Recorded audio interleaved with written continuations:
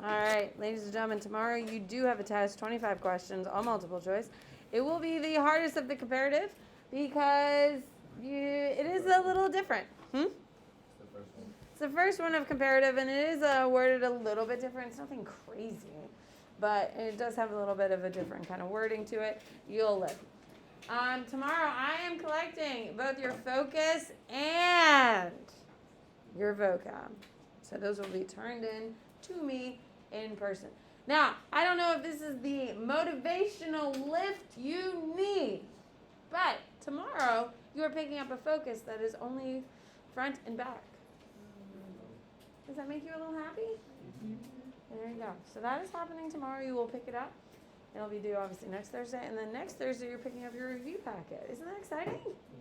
Things are like ending. And frankly, that's what I need. What? Is our focus worth like the same points as like we both focus? Yeah, it's like 30 points. Next week it'll only be 20 points because it's just one sheet. But yeah, it's worth more. It's no longer 10 points. They're worth more. By the way, if you looked on Canvas, you would see all the point values are in. Yeah, thanks, Carl. So tomorrow you are turning in your focus. You are turning in your vocab. You are taking a 25-question test. And guys, we are officially underway. How exciting! How did vocab go this week? Good. Are we enjoying the no word bank? No, I'm enjoying not having. It's exactly. See, it makes you know just a little bit more. And if you don't know it, then you don't know it for one day. Just don't cheat on me. It's amazing, guys. You're gonna know it so much better, and it makes me happy. And when I'm happy, you're happy. Or I guess I'm not really sure.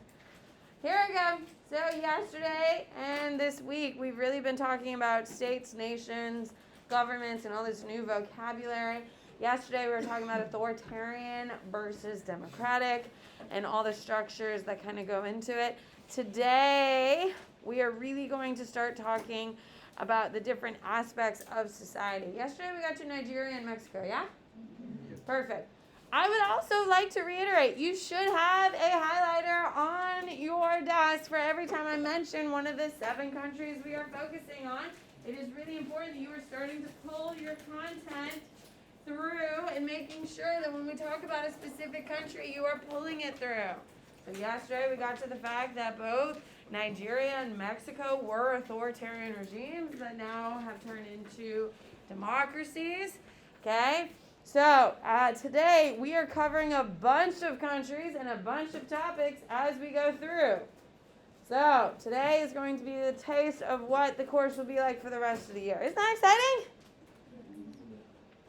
Have you finalized like that example thing? What? It's not for quizzes. It's just on your vocab sheet. That's what I mean. The vocab quizzes. Like, did you finalize that you're 100%? Yeah, I'm 100%. I'm into it. Absolutely into it. Oh my God, literally I'm looking for a word. Why are you people this way? Is it for like the vocab we get for homework or like the quizzes? Vocab for homework. It's not quizzes. That would be dumb. Wait, what? It's not. Like, it's gonna be on the Okay. Do you have your vocab sheet? Can you pull it out? Nope, I got one right here. Don't worry. I don't mean to inconvenience. That's what I did too. I was like, Like, it's gonna take so much longer now. Hello. Okay. This is your current vocab sheet. This is what it looks like. I'm going to add a column right here. And it will say examples. And you will write a word. No, quiz vocab sheet. This is your vocab sheet. And it's going to have a column. And it's going to say example. And you will write China, Russia,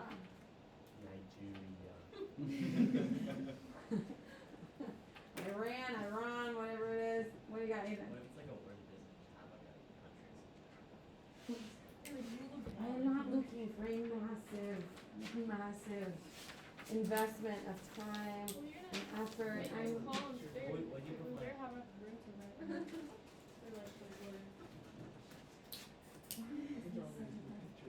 Why?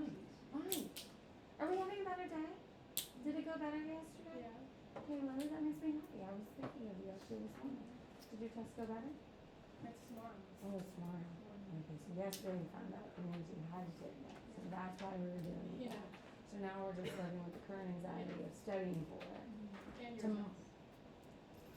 We've already talked about this already. This is on you, not me. And then tomorrow we live with the execution of it. So this is why we're still salty towards the end. Got it. Okay. I'm looking for a simple ability to tie it to something and actually use some coherent intelligence. Because it should have been this way all the way through government. Because everything is definition. So, things are improving, things are changing. You people are so. Now, like now there's not a problem because that was on the quizzes. No, that would be chaos. That's what I was thinking, but Nope, I don't like chaos. that's reasonable. Moving forward. We got sidetracked on this chaos yesterday. You will see it when you return in January, friends. January. Thank you, Nick, for putting that together since tomorrow is December 1st. Okay, here we go. So, yesterday, did we get to democratization? Okay, we talked about democratization as when you focus on one thing. When you do democratic consolidation, you can either improve or decline, yes? You're typically focusing on multiple. Here in the United States, are we declining or improving? We declined for the first time in our history's nation. We were a decline in consolidation because there are genuine concerns in these areas. There we go. Okay, guys. We may be chaos about the vocab sheet, but we are on that content. Perfect. So, democracy, the process of democratization. Here we go. So, examples of these in countries. Let's write that down. That is our heading. Examples in countries.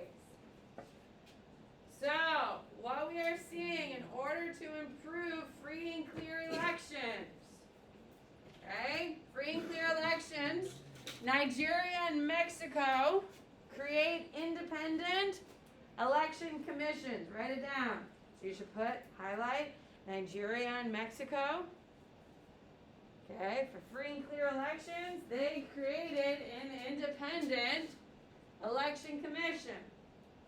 So right now, we know what two countries are democracies. Oh, look at you guys. You figured it out. Look at you. Okay. So, Mexico and Nigeria created independent election commissions to keep free and clear elections. Okay? Mexico is going to implement a pluralist system. For free and clear elections, you want to also include a pluralist society. Pluralist society means what? Shane, what does that mean?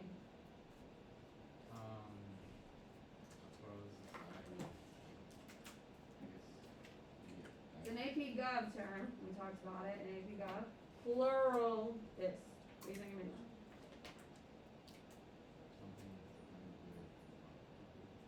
That is literally the definition. Yeah. Pluralist society is when we include lots and lots of people. Mexico goes out of its way to encourage a pluralist society. You do need to know that. That goes under the free and clear elections. Mexico goes out of their way to create a pluralist society. And we're going to come up with multiple ways on how they do it. Is that to gain support, like? Yeah, for the support of the democracy. The more people vote. Okay? If you remember when election day was around the corner, I don't care who you vote for as long as you're voting. Yes? That is kind of the belief of America. I don't care who you vote for, just go out there and vote. Because the more people we have to vote, then we actually will get the majority belief out there into positions of power. And that to me is the most important thing that we as Americans can do, because that's the democracy that we all should 100% believe in. Okay? If the whole country or majority of the country truly does believe in Republican values, then who should be leading the country? If the majority of the country truly believes in democratic values, who should be leading the country? Democrats. And it should be. So if you're a Republican and the Democrats are leading, as long as it's the true majority is picking we should be okay with it, because we're in a democracy. You don't get everything you want in a democracy. All right, here we go. So, when we're talking about Democratization. You do need to know, ladies and gentlemen, that we are going to have, we're going to make sure in both Mexico and Nigeria, they are going to have guaranteed positions for all people, as in positions of power. Let me clarify what that means. Nigeria and Mexico make sure that every group has some sort of representation, which is a huge part of their democracy. How many Native Americans are in Congress? I think one. One. Alaska. She is a Native American. The senator from Alaska who just got elected. She is a Native American. She's the only one we have in Congress. Native Americans make up 6% of our population. We have one in Congress. Does that make much sense? Hispanics. How many Hispanics do we have in Congress? 7. We have less than 10. I think we got a couple more with the new midterms, so they're coming in here in January. Okay? They make up almost 35% of our population. Does that seem to make sense? No. So here in the United States, it is not an equal representation based on race. How many Muslims do we have in Congress? 0. No, we have one or two. We have one or two. Omar, it comes to mind immediately off the cuff. One or two, but 17% of Americans are Islamic. So we have one person in Congress? Like, that's crazy. With that being said, ladies and gentlemen, in Nigeria and Mexico, they are trying to ensure that every group is being represented. So if you're from an indigenous tribe in the northeast of Nigeria, and your population makes up 10% of Nigeria's population, you get 10% of the vote in the House and Congress. Mexico does the same thing. So that is one way that they are trying to do it. Okay, you need to know, ladies and gentlemen, that perfect. That's all you need to know for them. Okay. And so they do that to like switch from authoritarian to like They're doing it to ensure that everyone has a voice in democracy. That's what they're trying to do. There's pros and cons to that. So they're like building the democracy. They're trying to build a more solid foundation for it. Both of those two democracies are not great examples of democracies because both of them are fledgling. Nigeria has gone better in the last 10 years. Mexico has become more unsteady. We're going to talk about those two reasons. But those are things that they are trying to do to stabilize the democracy. Authoritarianism. Here we go. Authoritarian is a regime. I don't need you to write down this definition because we did talk about this. This is the definition of authoritarian. Yesterday we did the definition of one person driving the direction of a nation with very little input. That definition is totally relevant. The definition you need to write down that is new is totalitarian. Okay? So, an authoritarian regime, one person is driving the direction of a country with very little input from its citizens. A totalitarian nation is when a centralized regime that possesses a strong ideology transform and absorb aspects of state, society, and economy. So I'll let you write it down, but then I'll tell you what it means. Huh? Repeat that. It's literally right there, dude. Oh, but I'm not your little monkey, so here we go. I'm not here to dance when you tell me to. Now, if I change the definition and abridge it, then I will happily repeat it, but if it's literally right there, I will.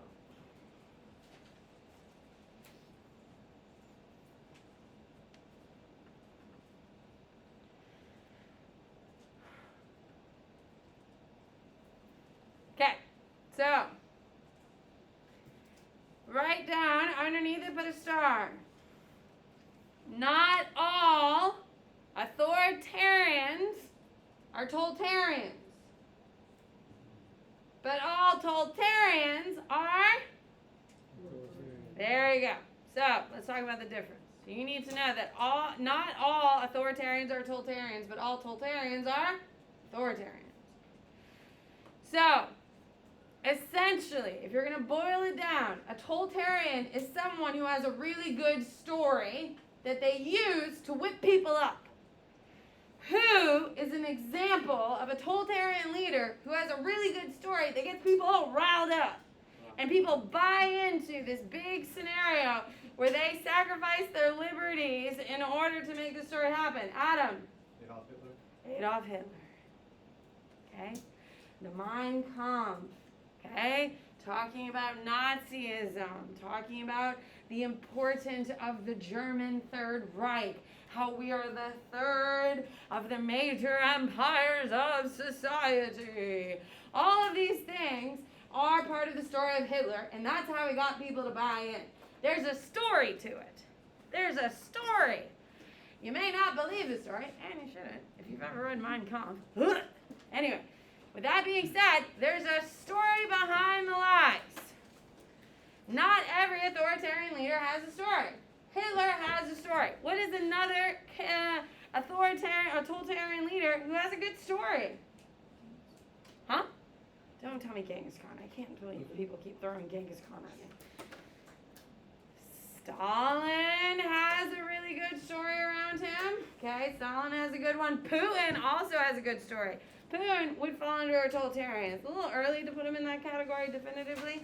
Over the last year, it makes it easier to throw him in that category, but we're a little hesitant on that. Lucas? Mao is a fantastic example of a totalitarian leadership. He's a poor boy who walked over a mountain to gain his education. And he walked back on that long walk and became enlightened to lead us to Chinese independence. It's fine. Not quite true, but here we are. What do you got? I just have a question. Sure. So what was the thing you told us to start with totalitarian? All totalitarian people are authoritarian. Not all authoritarians are totalitarians. Like, for instance, let's talk about it. Castro of Cuba is an authoritarian leader. He doesn't really have a story. People aren't like buying into it. Hating America is not really a story. It's kind of like, America. Okay? That's an authoritarian leader. Hitler, with all of his grandiose plans, all of his banners, the flags, all of this idea of the new world and the Third Reich. The fact that they did the Olympics to showcase, the glory of Germany and the Munich games and all that stuff. Okay? All of that stuff is part of a totalitarian narrative. If you're just trying to make money, get rich and control people and manipulate people, then you're just an authoritarian leader. Okay? What's your totalitarians like? They got the whole story, which gives them more power and more buy-in. Mao has his picture on most buildings in China. North Korea? Kim Jong-un. There's a story here of how he sacrificed so much for the people of North Korea. Kim Jong-un, that guy, sacrificed so much for the people of North Korea. Okay, which is comical because who has never really left his palace? Kim Jong-un.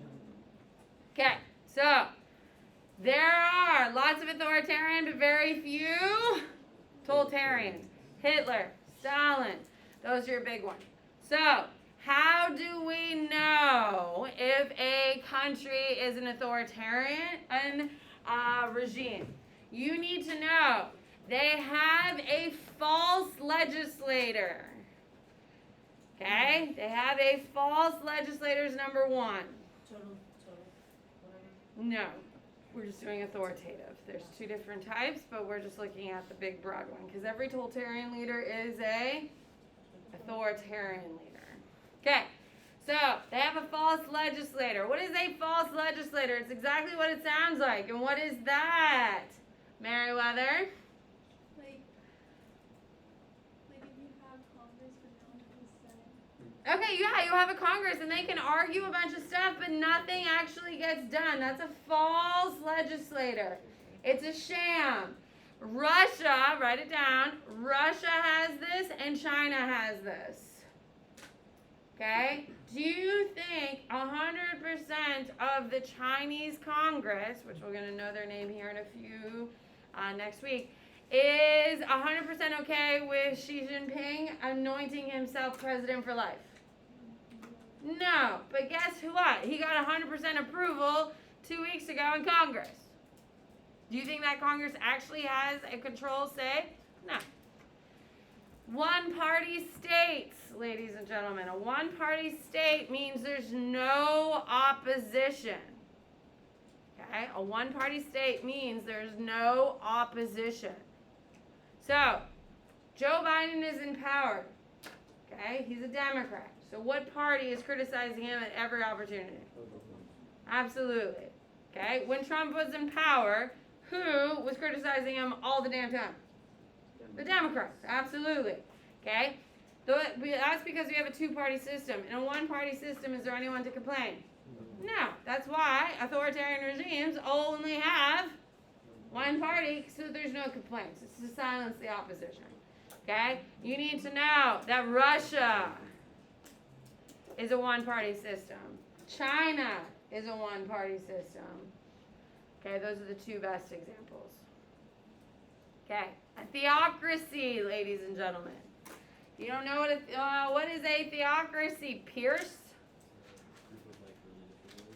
Yeah, it's a country that is entirely based on religion. That everything, their laws, everything is based on religion. You don't necessarily have to believe the religion to be in the country, but it sure as hell makes your life significantly easier. Every day in school, they start the day with a prayer because public education is funded by the government, and public education in a theocracy is based on a religion. Okay? So, in a theocracy, it is entirely based on a religion. Who can give me a modern day country that is a theocracy? Adam. Iran. You should write down Iran because that's the one of our country. Iran is a theocracy. It's the only one we study out of the 7. What are some other examples of theocracies today in 2022? There's not that many anymore. Lucas? Saudi Arabia is a theocracy, and it's based on the Quran. They have a prince who was divinely put there. Mostly when you have a theocracy, you typically have some sort of divine right. Divine right is when God has selected one person to rule, and they were chosen by God, so who are you to challenge them? With that being said, it's typically kings, of course. So Saudi Arabia has a king. Okay, we know this. Any other countries that we know? Ethan? Qatar is also a theological state. It is a theocracy. We know this. They've become very controversial, especially hosting the World Cup since 2018 when they got 2016 when they got picked to have the World Cup because of their controversial policies with a bunch of things, but specifically LGBTQ plus community. They are completely anti-gay in Qatar, and that is based to their ties to the theocracy of the Quran. That's how they justify it. Emily? I just have a question. Sure. So I know that England, like, at least like their crown is like tied to the church. Yes. So that wouldn't be a theocracy. It's not a theocracy because it's not every aspect of government is tied to it. That's a wonderful question. Emily, you're the first one to ask it. England is not a theocracy because there is a political and a religious component to the queen, king. Shit, I am so bad at this. Transition, Samantha. There is a king. He represents both the political and the religious side, and they see them as two different roles. Very rarely do they intersect. They will intersect for the first time officially for Charles and during his coronation, which is in like 6 months, I think. That is when he will have the political and religious happen, and then they'll go back to being separate and kind of go from there. Okay. Nice. Okay. Now, one thing you do need to know is military regimes is another aspect of an authoritarian government. That is when the military has created a coup. What's a coup? What's a coup, Ty? It's like a group of people who like take over the government. Yeah. But don't change it. Absolutely. Oh, look at you using your whole definition. Okay. So, it is when a small group of people overthrow the government but don't really make any changes except they've now put themselves in power. Okay? That is what a coup is. Typically, it is done by the military. Why do militaries typically do coups? They have weapons. They already have the weapons, they already have the manpower, and it's easier to command an army when you're already in the army, yes? So it's typically military coups. You need to know Nigeria is really the big one for this. Yes, ma'am. So what was it? It was authoritarians have what? Military regime? Yeah, they're military regimes. Okay, that the government overthrows. That the military overthrows a government. A small group of people. Yeah, it's a coup. COUP. Are any of the countries that we're studying like used to be a totalitarian? Russia used to be.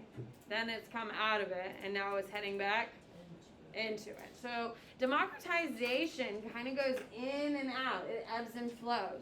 Throughout our history, were we a perfect beacon of democracy?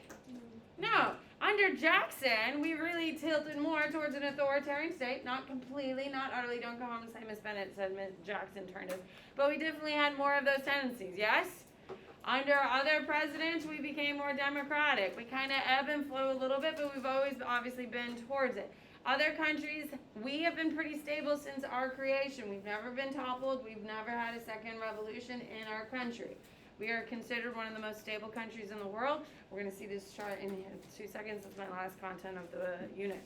With that being said, other countries are not as fortunate as us, yes? Okay, some of these countries have been around for thousands of years. Russia, for instance. Okay, China has also been around for so long. That kind of tumultuous history is going to cause some rippling effects that still affect them today. Okay, here we go. All right. So, as we know, theocracies, of course, Iran is the biggest one. All right. So, when we have, you do need to know this term, illiberal regimes.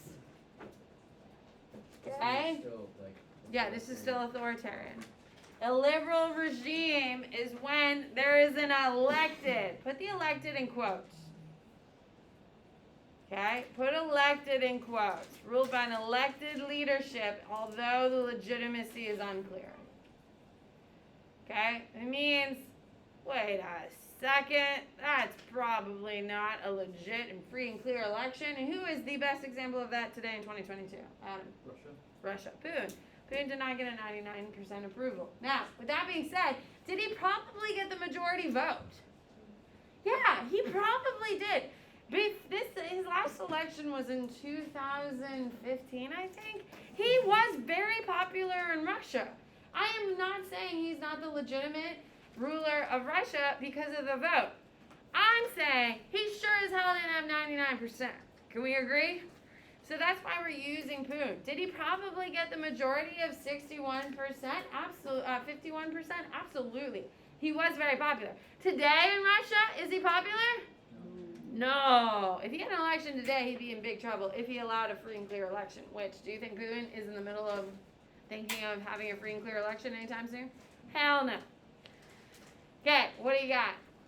So like they try and make it seem like they do have free and fair elections. Yes, but they put on this whole facade. Putin is your two examples. So Nigeria and Russia are your two examples of illiberal regimes where they put on this whole facade that, look at these results. How accurate. Look at them. They try and cover it up. Like, Well, yeah, because they're it's not just saying like I'm the ruler because I can. because the people will reject it. People will, if you force a ruler on someone, they're more likely to fight back. But it's like if you put don't do this, just take my word for it. If you put a frog into boiling water, what's a frog going to do? He's going to jump out immediately. But if you put a frog into tepid water, or like, room temperature water, and you turn on the heat onto like medium, what's going to happen? Yeah, he's going to sit there and boil. He's not going to jump out because it's a slow transition of temperature. Absolutely. That's how people are. If it's a slow change, people will accept. Hello, the Holocaust? If all of a sudden all the Jews were just snatched up in 1 second and thrown into these camps, you don't think even the casual German society would be upset about it? Yes. Did they do that? No. They made small incremental change, so even the people who weren't weren't directly affected. All the Christian Germans were kind of like, Eased into it. they're eased into it. That's a good way to say it. They knew what was going on. Everyone knew what was going on. We knew what was going on. Okay? Everyone knew what was going on. But if it was like a flagrant, like capture them all and burn them openly in front of everyone, people would have had a response to it. But the fact that it was slowly done. Have you ever read Anne Frank's diary? No. What? I thought she was a slave. Anna, you do need to watch what you say, my love. I'm Okay. sorry. No, you do. Because, like, Anne Frank is, like, an incredibly pivotal person in, like, hello. Anne Frank is a Jew from Amsterdam. Oh, I knew that. Yes. She goes into hiding. She will die in the Holocaust. You don't read about her death because it's a journal and she dies in a concentration camp. Okay? It is, if you haven't read it in your life, you need to read it. The fact that in Florida it's not mandatory, I have no understanding because in Massachusetts you read it in the 4th grade. 4th grade. Yeah. 4th grade is when I read it for the first time. When I came to Florida, I literally can't believe you people don't read it, but here we are. You should read it. It's very easy to read. I read it in 4th grade because it's mandatory content. You can handle it. If you haven't read it, you should. It's a beautiful story. She's an incredible writer. And it talks about the first 30 pages of the book talks about how, I'm going to school. She gets a journal for her 12th birthday or something, and she starts writing in her journal like, I went with my friends, and it's like mindless, stupid teenager stuff. And then like, I can't go to the movie theater anymore because they banned Jews. Oh man, I can't go to school anymore because of this. And it's like a slow degradation. Yeah. Like progression of. Yeah, it's horrifying. Absolutely. And you can see just the slow progression of how these rights were taken away, that even Jews in the country were just kind of like, this isn't right, but, fine. I can't go to the same movie theater as my friends. Fine. I can't go to the same school as my friends. Fine. I can't go to the restaurant with my friends. Fine. It's a slow degradation because if all of a sudden they just captured everyone and shoved them in, everyone would be horrified and opposed. But it's a slow build. That's the difference. I don't know how we got here, but we did. Okay.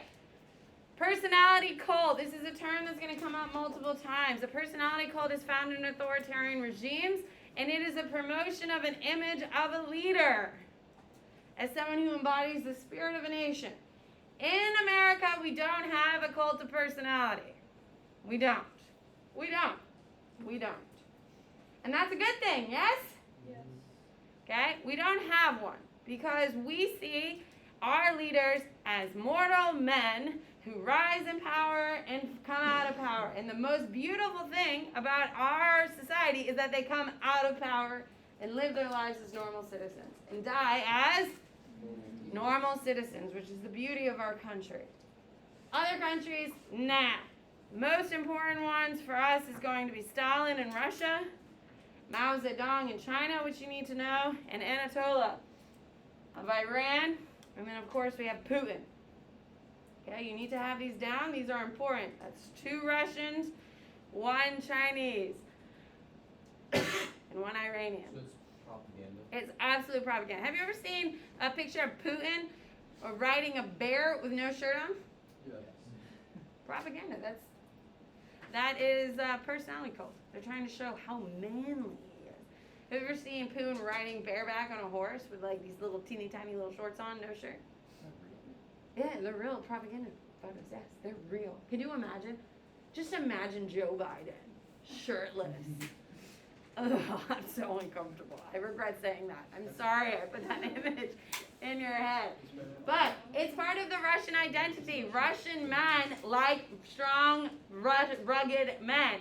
So to show Russian men that Putin is a big, strong man, what do? Put him on a bear naked. Well, shirtless.